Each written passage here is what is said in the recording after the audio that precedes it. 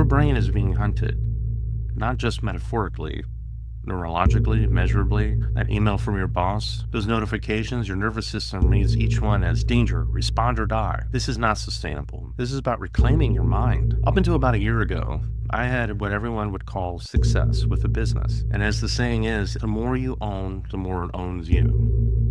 In hindsight, that business completely owned me.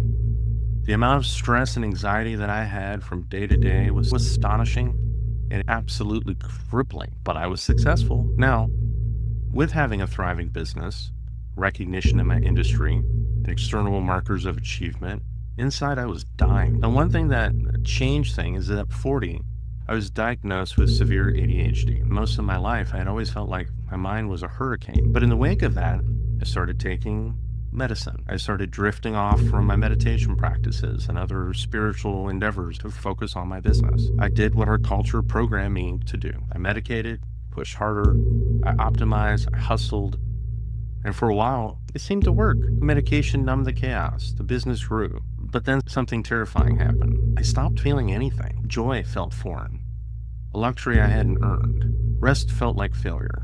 And the medications that were supposed to help just created new layers of disconnection from my life. I wasn't living, I was surviving, until I didn't even feel like I was doing that anymore. Last year, my business collapsed due to many situations outside of my control, between market shifts, partner betrayals, and economic headwinds.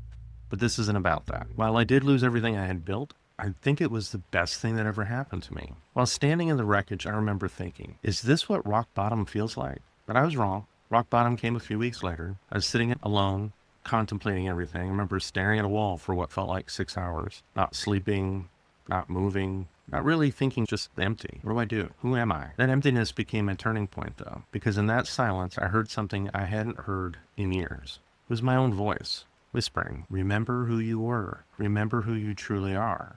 And just like that, it was like a supernova had launched in my brain and became what I refer to as my personal renaissance.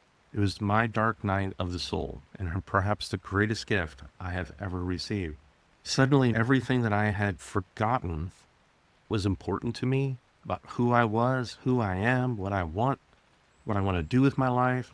Everything came flooding back to me like I had been in amnesia for many years and then suddenly woke up from a coma.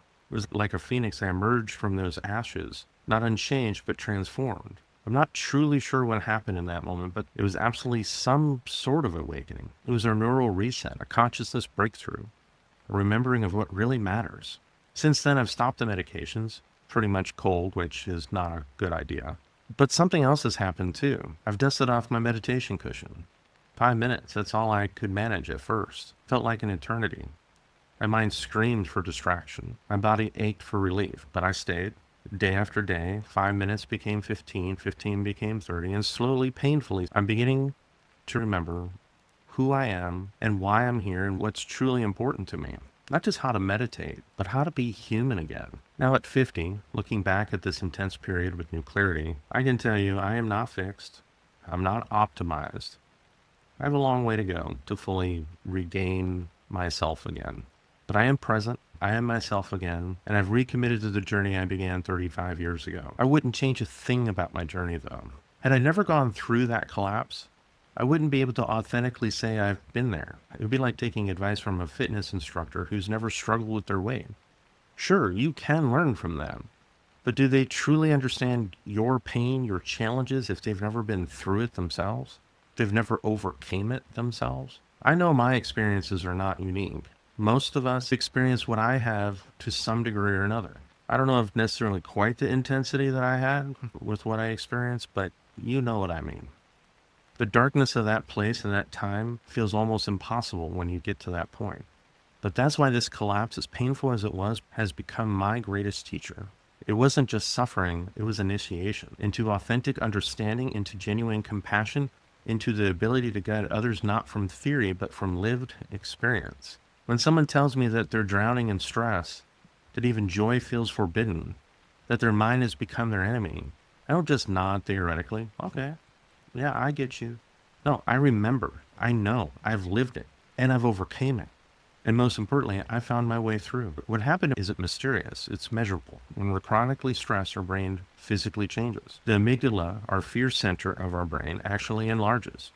You become hypervigilant, perpetually scanning for threats. Sound like anybody you know? Cortisol, our stress hormone, floods your system, damaging your memory formation, immune function, sleep regulation, digestion, even accelerating cellular aging. Your prefrontal cortex, responsible for focus, decision making, emotional regulation, and all the rest, literally shrinks. This isn't theoretical. This is your biology under siege.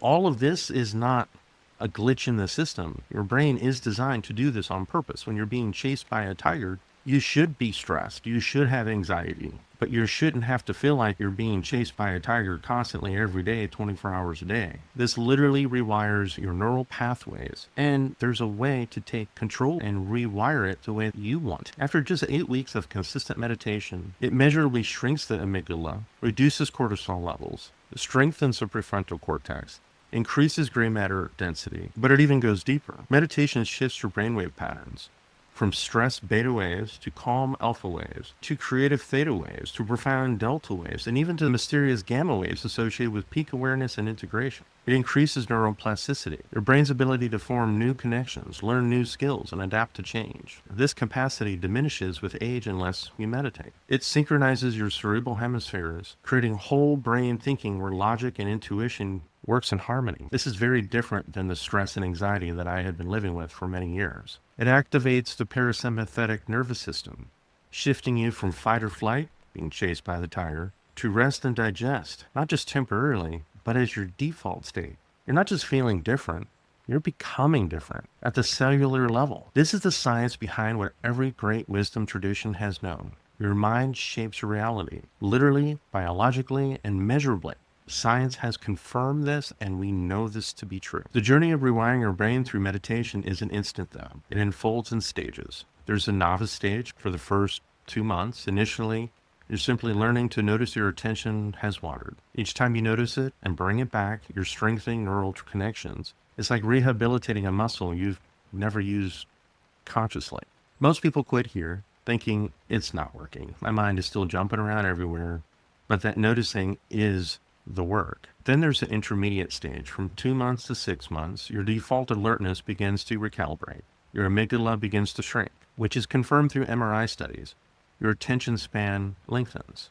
Then there's the advanced stage, 6 months plus. Your neural networks begin to synchronize. Different brain regions communicate more effectively, and your neural density increases in areas responsible for attention, compassion, and introspection. What's fascinating is that consistency matters more than duration. 20 minutes daily creates more lasting change than 3 hours once a week. Even 5 minutes a day, every day, is more effective than an hour once a week. Neuroscientists call this experience-dependent neuroplasticity. Each meditation session isn't just a temporary state, it's laying down permanent neural pathways. The initial benefits are perhaps compelling enough, with reduced anxiety, better sleep, improved focus, enhanced memory, greater emotional regulation, but that's just the beginning. That's why I've named the Maverick Mind, Think Different, Be Different. Meditation isn't just a relaxation technique, it's a superpower. As your practice deepens, you access different states of consciousness most never experience or even believe even exist. Profound oneness, where the boundary between self and the world dissolves. Nirvana, a state of complete liberation from suffering. Heightened sensory awareness, where colors become more vivid, sounds more detailed. Studies of advanced meditators have documented abilities that seem impossible. Tibetan monks generating enough body heat to dry wet sheets in freezing temperatures. Yogis showing their heart rate go down to levels that would normally indicate clinical death. Practitioners reducing inflammation through thought alone. Consciousness explorers accurately reporting events miles away. And contrary to popular belief, meditation isn't just sitting cross-legged. You can meditate while you're walking mindfully, creating art or music, writing with a focused attention, moving through martial arts, even washing dishes with complete presence. The key is intentional awareness. Breathing, which is meditation's secret little doorway. Breathing is the only function in your body that operates both automatically and under conscious control. It's the bridge between your conscious and unconscious mind. Each breath is an invitation to cross that bridge. Think about it. What other function do you have in your body that you can consciously decide to breathe at whatever rate that you want and how you want to? And as soon as you stop thinking about it, you breathe automatically. Well, That is the bridge. And that's why all these meditations always involve the breath, because it is a direct key to your unconscious mind and much higher levels of consciousness. This is not mystical woo-woo. It's all documented across traditions and increasingly validated by neuroscience. The capacity for extraordinary consciousness is already within you. It just needs to be uncovered. Now, what is the common excuses for not doing it? I can't meditate because my mind is too busy. I completely understand that all too well. I hear this constantly, and I get it. I once believed the same thing. But here's the truth. Saying you can't meditate because your mind is too busy is like saying you can't go to the gym because you're out of shape. That's precisely why you should go. Another misconception is, I don't have time to meditate. Yet somehow we find the time to scroll social media for hours, or binge watch entire seasons on TV, or ruminate on the same thoughts repeatedly. Here's what the research actually shows. Regular meditators report gaining time, not losing it. They make fewer mistakes. They waste less mental energy on unproductive thought loops. They recover from distraction more quickly. The final misconception? I tried meditation and failed. There is no failing at meditation. Every time you notice your mind has wandered and you bring it back, that's not a failure, that is meditation. The wandering isn't the problem, it's the noticing that creates the neural change. If your mind is busy, fantastic. You have more opportunities to strengthen those attention muscles. What's fascinating is how meditation appears across virtually every culture throughout history. It's under different names, different approaches, yet universal patterns appear. In Buddhist traditions, it's about understanding the nature of the mind. In Taoist practice, it's about harmonizing with natural flow. In Hindu lineages, it's about recognizing the divine within. In Christian contemplative prayer, it's about communing with God. In Islamic Sufi traditions, it's about remembrance of the divine. In the Jewish Kabbalah, it's about connecting with divine attributes. Yet when neuroscientists scan the brain of these advanced practitioners across traditions, they find remarkably similar patterns. Increased activity in the prefrontal cortex, which again is higher learning and higher thinking. Greater hemispheric synchronization between your left and right hemispheres. What's universal across these traditions? Regulated attention, controlled breathing, present moment awareness, reduced self-referential thinking, compassionate orientation. These elements appear regardless of cultural context or belief system. This suggests something profound. Meditation isn't just a cultural practice, it's tapping into fundamental properties of our human consciousness itself. Now, my personal story is just one of millions. Consider Sarah. She's a stroke victim who doctors were amazed by her recovery. After a severe stroke affected her left hemisphere, Sarah incorporated meditation in her rehabilitation protocol. Her neurologists were stunned by her progress. The meditation practice enhanced neuroplasticity in her brain, helping healthy areas take over functions from damaged regions. Her recovery exceeded all projections. Multiple studies now show meditation accelerates recovery after stroke and traumatic brain injury. Then there's Michael, a high-level executive who suffered from chronic hypertension. Medication wasn't enough. His doctor warned of serious heart risk. 8 weeks of meditation training reduced his blood pressure more effectively than doubling his medicine. And finally, there's Leela, with chronic pain from fibromyalgia, which had become debilitating. After 6 months of consistent practice, her pain didn't disappear completely, but her relationship to it transformed entirely. As she describes it, the pain is still there, I'm just no longer trapped by it. There's a space around it now. These aren't cherry-picked miracle stories, they represent well-documented patterns across thousands of studies. The common thread? Consistent practice. Not perfect practice, just showing up every day and doing it for even just 5 minutes a day. Now, what's transformed my life wasn't a single profound meditation session. It was showing up day after day, even when it felt pointless. And some days it still feels pointless. We live in a culture obsessed with instant results. But neural rewiring doesn't work that way. Think of meditation like a compound interest of your brain. The returns aren't linear, they're exponential. The first weeks might yield substantial changes, but after months of consistent practice, the compound effects become undeniable. Just like going to the gym. The first 6 weeks, you don't really see anything. All of a sudden, you look in the mirror one day and it's like, whoa, what happened here? When I look back at my own journey, the most significant shifts have come from ordinary consistency. Even on days when my mind felt like a hurricane, I sat anyway. Even when it felt like nothing was happening, I showed up anyway. This isn't about perfection, it's about persistence. Our individual stress isn't happening in isolation. We're facing collective changes unprecedented in human history. We have rising polarization, technological disconnection, information overload. Our brains were never meant for this. What if our social polarization isn't a political problem, but a neurological one? or biologically primed to see others as threats rather than fellow humans? The implications are profound. Individual transformation might be the foundation of collective change. When people meditate together, their brainwaves can synchronize. This phenomenon, called coherence, has been measured in laboratory settings. It suggests that consciousness itself might be more interconnected than we realize. There is no explanation for this effect. We're standing at a fascinating intersection of ancient wisdom and cutting-edge neuroscience.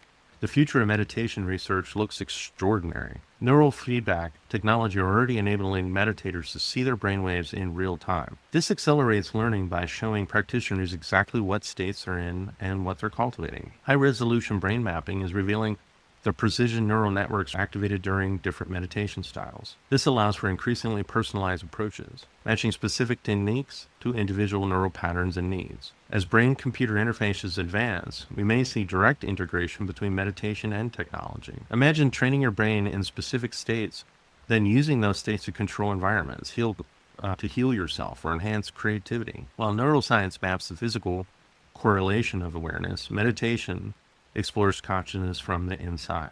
There are two approaches, objective and subjective. We're not competitors, but complementary. Together, they may unlock the greatest mystery of our existence, the nature of consciousness itself.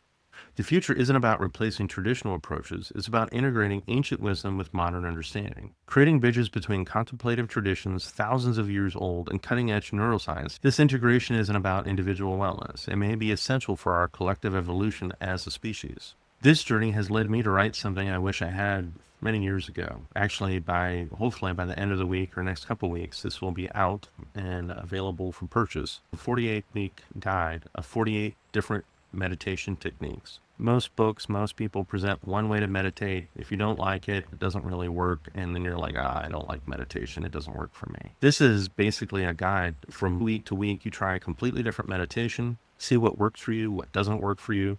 It's a workbook so you can actually see the progression, so you can see the changes that are going on, even if they're small. I don't think there's been anything else out there like this, and I think it's going to be interesting for a lot of people. But this is just the beginning. My commitment now for the rest of my life is into this work, to sitting with masters and teachers across traditions, to translating ancient wisdom into modern neuroscience, to creating resources that make this accessible to everyone. What began as my personal healing journey has evolved into something much larger. I envision creating not just content, but a movement, not just information, but transformation. I don't want to just give you information. I want to give you the tools needed so that you can experience and do this yourself. Imagine a platform that bridges ancient wisdom and modern science, that makes the profound accessible without diluting its power, that showcases the masters, the teachers, the scientists, those who have dedicated their lives to understanding consciousness. Perhaps someday, physical centers where people can experience immersive retreats, where technology enhances rather than distracts from presence, where community supports individual practice. Does this sound ambitious? Probably. Is it needed? Absolutely. If we've learned anything from neuroscience, it's that what we consistently focus on becomes a reality. So I'm focusing here on this vision, on this possibility, and I invite you to join me. I don't want just viewers or subscribers. I want co-creators in this vision. Your engagement directly determines who else finds this work. Each like, comment, and share puts us in front of someone who might desperately need it. In the comments, I want to hear it. What has stress rewired in your life? What are you hoping to reclaim? How has it changed you? I know it changed me. It wasn't all for the best. My Patreon community isn't about perks or exclusive content. It's about making this work possible on a larger scale, about building a team, about reaching people who wouldn't find this otherwise. Even just $5 a month can ripple beyond what you can see. Below are the names of those already a part of this. They're not just supporters or architects of something vital. Join us if this calls to you. Your brain is rewiring itself right now, with or without your conscious direction. This is the essence of the Maverick mind, about think different, be different. Not just a catchy phrase, but as a neurological reality. The question isn't whether you'll be changed. The question is, by what? For what purpose? Toward what kind of consciousness? Your brain is being wired one way now, but you can take control over it and choose how you see the world. Think different, be different. Meditation isn't just about relaxation or stress relief. It's about exploring the furthest reaches of human potential. It's about uncovering the extraordinary capabilities hidden within your ordinary mind, perhaps even glimpse enlightenment. that state beyond words where suffering ceases and compassion becomes effortless. Every great tradition, every master has pointed to the same truth. The extraordinary isn't external. It's always within you. It's always been there, and it's waiting for you to discover it. And it begins with something as simple as a conscious breath. The journey continues whether you decide to awaken to it or not. The choice is yours. Thank you.